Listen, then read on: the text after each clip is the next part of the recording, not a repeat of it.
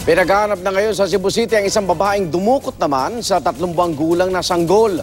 Ang pagtangay sa sanggol nakuhanan sa CCTV. Saksi si Chona Carion ng GMA Cebu.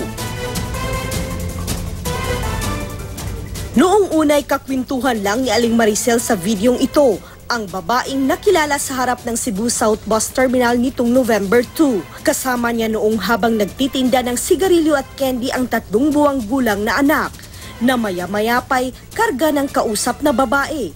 Pagkalipas ng ilang minuto, may inabot na sling bag ang babae kay Maricel. Bago umalis, dala ang kanyang anak. Nagpaalam na pupuntahan lang ang asawang konduktor at inakala niyang babalik dahil nga sa iniwang bag. Wala man sa akong main nga makauna-una siya sa dautan sa akong anak kay tungod sa kataas sa mga oras ng panag-instruhan ay niya tungod sa iyang pagka-isinti. Mangniyak-niyak si Maricel nang dumulog sa Criminal Investigation and Detection Group Region 7. Dala niya ang larawang kuha sa CCTV ng terminal bus, kung saan kita ang babaeng karga ang kanyang anak. Unahin taon siya sa mga kamot. Walang taon rin pa si Pati. Ako pa yung taon na nakaayos sa hospital na panagiminti niya tambali uli taon na day.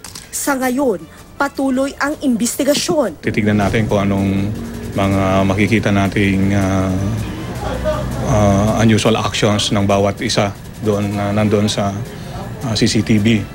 Then aside from that, meron naman tayong mga pinanghahawakang dokumento dito.